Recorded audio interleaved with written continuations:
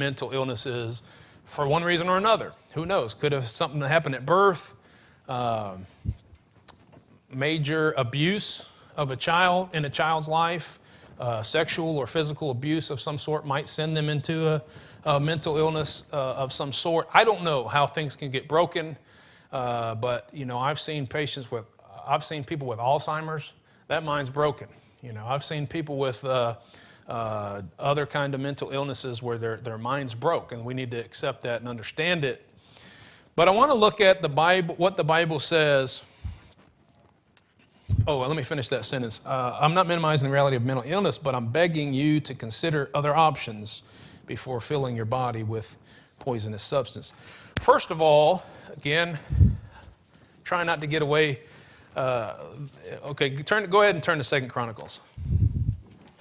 I really want to make sure we get to the Bible. That's the most important part, but this is the Bible. So let's look at it. 2 Chronicles 16. Now, the story is mentioned briefly in Kings, but there's more details given in Chronicles that I want to look at. And this is in regards to King Asa. Let's see, Kings, Chronicles. We're in 2 Chronicles 16 and verse 12. And it says this, and when he... Nope, hold on. 2 Chronicles 16, verse 12. And Asa, in the 39th year of his reign, was diseased in his feet, until his disease was exceeding great. I don't know what kind of disease it was.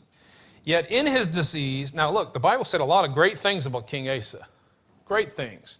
And it's saying that he loved the Lord and he served the Lord, and you can look in Kings and you can look in Chronicles. But there was a couple things that he did wrong in his later days, and this is one of them. Yet in his disease, he sought not the Lord, but to the physicians. He sought not to the Lord, but to the physicians. Now, Jesus himself said, they that are whole need not a physician, but they that are sick. So there's a time to go to the physician, okay? Don't misread me and believe that I'm saying, stay away from physicians. If you're sick, just pray. Come to the elder and I'll put oil on your head and anoint you and you'll be healed. I'm not saying that, okay? But what I'm saying is, have you searched the Lord? Have you prayed to the Lord?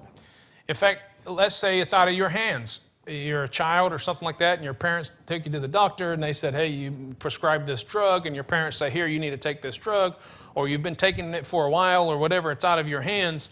You can still seek the Lord. You can still pray, Lord, give the doctors wisdom. Lord, help me to do what's right. Help me not be under control of substances that are going to harm me or whatever. Pray, but seek the Lord. That's first and foremost everything we do. We need to seek the Lord. Here's a second thing, and this is, you can read all types of articles on this. This is mostly just my own advice here, but you can look it up for yourself. Exercise, proper nutrition, and getting outdoors can work wonders. I tell you, every person I've met that's depressed, they don't get exercise, they're not eating right, and they don't get outside. There's something about those things that God intended us to have some exercise, to eat properly, drink water, to hydrate ourselves, and get outdoors as much as we can. That will help a whole lot. And then third of all, surrounding yourself with people who care about you and being reminded of your purpose in life can keep you in any survival situation. I remember I read a book one time, Survivor's Club or something like that. I don't know if anyone ever heard of that book. Oh, classic book, real thick. But it gave all these stories about people who had survived in the wilderness, or like an airplane crash in the, snow-capped mountains, or all these kind of situations where people had to survive. And one thing they almost all had in common is they kept reminding themselves the things that they have to live for. Now, as Christians, this is the worldly advice. That, hey, your family, your job, there's some kind of higher cause that you want to live for. And if you think about that, that'll keep you from being depressed or giving up on life and wanting to commit suicide. But as a Christian, we know what our purpose is. We know what we're here on this earth for. And so So we need to be reminded of that and be around people that love us and want to take care of us. Okay, so let's quickly look at some of these examples in the Bible of people that committed suicide. Okay, because there is a lot of information about this. Real quickly, Judges 9. I won't have time to give details about what all these stories are about. I might say a few things, but if you go to Judges chapter 9, the first one we see is Abimelech. Judges 9:54.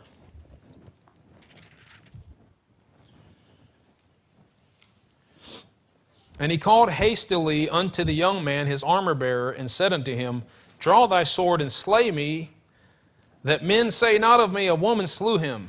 And his young man thrust him through, and he died. Now, if you remember, he was trying to defeat the army, and he's at the wall, and he's looking up. I don't know what they're doing to try to get into the fortress there or whatever, but this lady takes a piece of a millstone, throws it down, and it breaks his neck. And as he's dying, he says, I don't want people to say that a woman killed me. So he tells the guy next to him to kill him, and so he does. Interestingly, we all know how the story ended. David later on tells the story, and he mentions that a woman killed him. And so having somebody else kill him didn't really solve the problem here. But anyway, so Abimelech, we can call that assisted suicide. All right, he had somebody else kill him. He didn't want to do it himself. You know, that actually goes on quite a bit. That goes on a lot with older folks as they're getting to the end of their life, and they say, hey, I don't have much quality of life anyway. I just want to die. You know, give me more medicine or whatever so that I can just kind of, their assisted suicide is real thing here.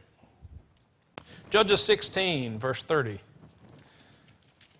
A little different situation there, I suppose, on the battlefield, but still. So Judges 16 and verse 30.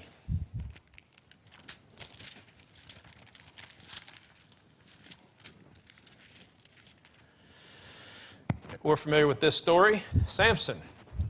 You remember they cut his hair, and he became a laughing stock for the Philistines. They poked out his eye. They made fun of him, ridiculed him, and brought him in there for sport so they can laugh and entertain at him, be entertained by him. And his hair began to grow back, and he prayed for the Lord to fill him with the Spirit one more time. He asked the guy that was assisting him, hey, take me to these pillars so I can lean against them. Not knowing what he was going to do, but Samson decided he was going to take his life as well as everybody's life that was inside that place there. So here, let's look at this. It says, where was I? Verse 30. And Samson said, let me die with the Philistines. And he bowed himself with all his might. And the house fell upon the lords and upon all the people that were therein. So the death which he slew at his death were more than they which he slew in his life. This would be kind of I didn't know what to call that exactly. Suicide attack. You know, you think about like kamikazes, you know, or suicide bombers, you know, and they'll be willing to give up their life in exchange for killing whoever they consider to be the enemy or whatever. That was kind of this situation here. He said, I want to destroy all these people, and so I'm going to cause this building just to fall, and I'll die with it, or whatever. There's another example. Okay, 1 Samuel 31. We talk about Saul here. 1 Samuel 31.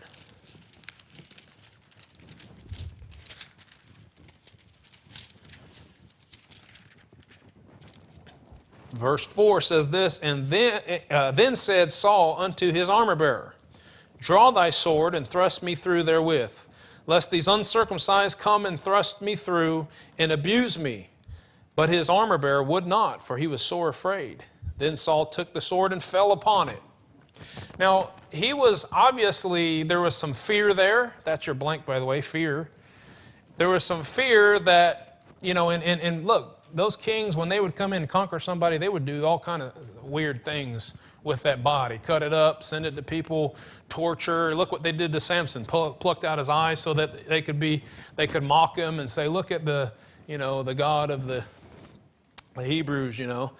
And so anyway, Saul commits suicide here to deal probably primarily with his fear of what's going to happen to him, being tortured. Doesn't want that to happen. So, and I'm not even trying to be critical on all these things. I'm just telling you that these stories are there. But instead of trusting the Lord and waiting to see what God would have him to do with the rest of his life, he commits suicide. And then you see the next verse that his armor bearer also commits suicide, perhaps out of loyalty to Saul, and perhaps fear. Well, if he died, I'm going to die. So 31:5, let's read it. And when his armor bearer saw that Saul was dead, he fell likewise upon his sword and died with him.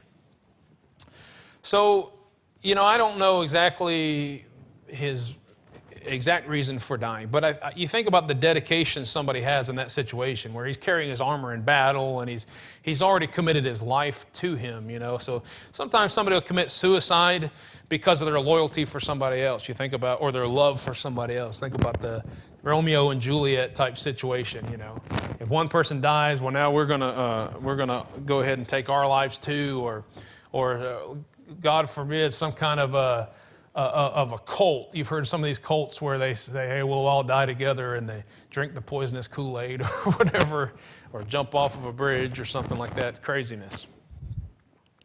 Okay, let's look at 2 Samuel 17. Ahithophel. Now, this is an interesting story. Ahithophel was an advisor to King David, and he kind of betrays King David and becomes the advisor to Jonathan when Jonathan rises up against his dad. And so now he is a counselor for Jonathan. And we're in 2 Samuel. I'm sorry, I messed up here. 2 Samuel 17. I know you're there waiting for me. Verse 23.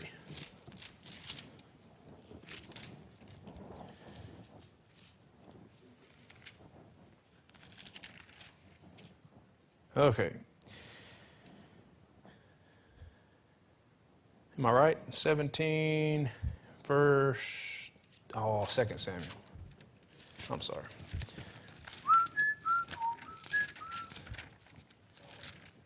Second Samuel 17, 23, sorry. I can't do two things at once here. Okay. And when Ahithophel saw that his counsel was not followed, now this is the best example of premeditated suicide here. He saddled his ass and arose and gat him home to his house, to his city, put his household in order, and hanged himself, and died, and was buried in the sepulchre of his father. You say, well, why did he die? Why did he kill himself just because they didn't listen to his counsel? Well, probably the main reason was he knew, since they didn't listen to his counsel, he had betrayed David, and he's given Jonathan counsel, and since they didn't listen to him, he's like, well, that's not going to work. David's going to come, and he's going to kill us all. But I think it's more than that, because he got his household in order and everything and decided to kill himself. I think he was bitter. And here's why. If you compare 2 Samuel, we're not going to go there for the sake of time, but if you compare 2 Samuel 11:3 and 2 Samuel 23:34, you'll find out that Ahithophel was Bathsheba's grandfather. Now, who's Bathsheba? Well, Bathsheba is the one that David committed adultery with and then had her husband killed, Uriah, killed in the battle. And if you look this up, he is Bathsheba's, grandfather. Probably around that time that he betrayed David and no longer had loyalty for him. And so whenever Jonathan rises up, he says, yeah, I'm going to join Jonathan. He's against David now. Probably bitter. And sometimes people will be bitter and they'll do everything they can to destroy the person that caused them to be bitter. And when they find out that that person's still prevailing and things are going right for him and things aren't going right for that person, then they will decide to they can't take the pain and the suffering anymore. And so in their bitterness, they'll decide to end their life. Okay, and that's kind of what happened here, I believe. Okay, 1 Kings 16, we see then of Zimri. Zimri commits suicide out of fear and perhaps jealousy. What he does in this story is basically he kills the king, so he's going to reign, but the people don't want him to reign. They want another king to reign. And so basically when he goes there to take over, Zimri just decides to burn the whole place down, and he's in there too. He burns himself down. So it's kind of suicide, perhaps out of jealousy. And then probably one of the most famous suicide stories in the Bible is that of Judas. Okay, you can read about that in Matthew 27:5. But Judas commits suicide out of remorse and guilt. Now the Bible makes it clear that Judas wasn't saved. All right? And so somebody might look at that and say, well, look, he repented at the very end. No, he's not repenting unto salvation. Okay, he just feels sorry for what he did. And he knows now that they're going to kill Jesus, and he's like, hey, this is my fault. He can't deal with the guilt anymore, and he goes out and commits suicide, all right? Now, look at B there. Anybody miss any blanks? I've been going a little bit fast. You've got all the blanks if you're trying to fill them in. Okay, these cases of suicide seem to all be conscious choices made under some sort of pain, stress, fear, etc. In each of these cases, there seems to be no evidence of substance abuse or other outside influence. Yeah, they didn't have psychiatrists to put them on psychiatric drugs. Now, however, obviously people turned to alcohol a lot in those days. The Bible even said, give a strong drink to the man that's dying, right? So he'll forget his sorrows and all that kind of stuff. I'm not saying that we should do that exact thing. I'm just saying that that's the principle that said, stay away from wine. Don't even look at it. But if someone's dying, and all that, maybe that's an opportunity. That kind of gives us an understanding that there's a time to use some kind of medicine if someone truly is sick, someone truly is dying. But again, always search the Lord first and seek His counsel and try to do right. But in these cases, substance of any sort isn't. By the way, other drugs were used and mixed. They would mix certain kind of what am I saying? Like I don't know. They'd mix certain substances that would cause them to hallucinate or whatever. That's in the Bible too. In fact, the word sorcery in the Bible, if you look up that Greek word, it's where we get the word pharmaceutical. It's the same word, okay? So when it's talking about sorcery, a lot of times that had to do with mixing potions and all that kind of stuff, and that would be. But anyway, I'm just saying that that's not even the problem here. Now, I submit that that's our number one problem with suicide in our country today. Just it's a little bit of a coward thing, really. It's like, hey, I don't want to deal with this, whatever, so let me just take something so I don't have control of my mind anymore. And when you don't have control of your mind anymore, who knows? Sky's the limit of what you'll do. All right? So then they'll end up taking their life. Terrible thing. I'm not making light of it in any way. All right, so let me see here. D. Though there seems to be no direct prohibitions against suicide in the Bible, there are some logical assumptions that we can make. Number one, suicide is, what do you think? Murder, right? It's killing. It's self-murder, right? So if the Bible says thou shalt not kill, obviously it stands to reason that suicide is wrong, okay? Suicide is a selfish act. Now, if you tell that to somebody who just lost somebody to suicide, that's probably not going to go over well. Okay, we need to use wisdom. We need to, have compassion on those people who are suffering with this kind of thing, and not just be offensive. We certainly don't want to do that. But let's face the fact, okay, in our own lives and people that we're dealing with who haven't committed suicide, but maybe are talking about it or whatever. Look, suicide is a very selfish act. Okay, the person that commits suicide, they don't consider the fact that God is in control. You say, well, I couldn't deal with the pain anymore. You ever stop and think God might have a plan for that pain? There might be a reason He's putting you through that, something He's going to do with that. Well, I just can't handle the suffering and the loneliness and all that. God might have a plan for that. You can't just trust your own self and say, well, I have no purpose for being here. Yes, you do. And so suicide would be a very selfish way in handling those things. Number two, they don't consider that there are many others who will suffer in their absence. If I committed suicide because I couldn't handle the stress of being a pastor, hey, there are pastors that commit suicide. You ever heard of that? If I did, don't worry, I have no intention of that. then how silly that would be. I've got a wife. Now she's got to, do whatever. And she's got to be without a husband. And I got kids who suffer from that. A church that I'm responsible to that would suffer from that, and all kinds of people.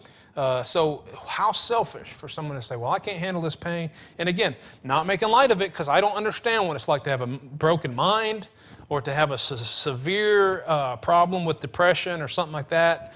Everybody can go through bouts of it, but I don't know what it's like to live with that intense pain or whatever. But let's not sugarcoat it. It's a selfish act. And we need to remember that should we ever have those kind of thoughts. I'm not worth anything, and I ought to just take my life. How many people in the Bible said, it's better if I was never born? I mean, I wish I just hadn't been born, and then I wouldn't have to go through this misery.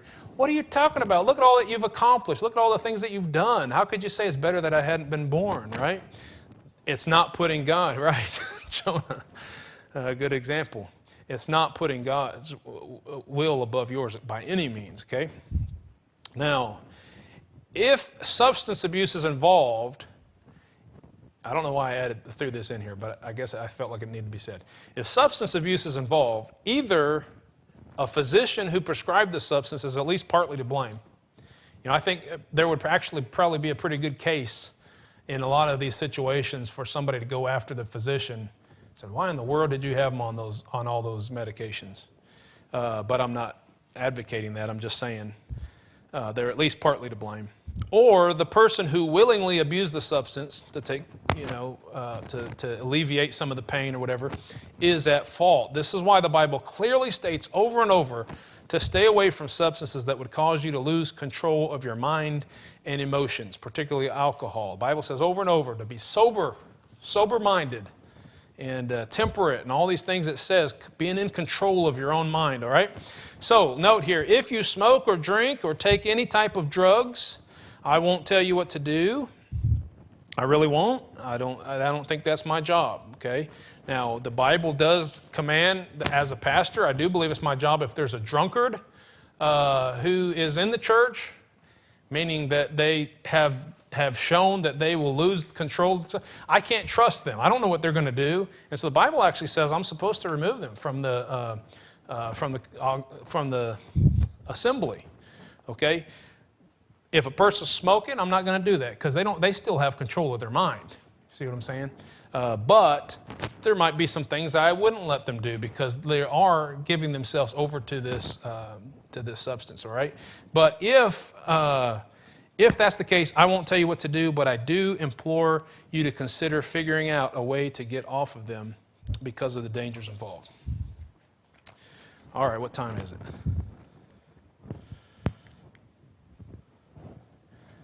All right. I'm going to dismiss in prayer. We're going to be done for today. Lord, I love you. Thank you for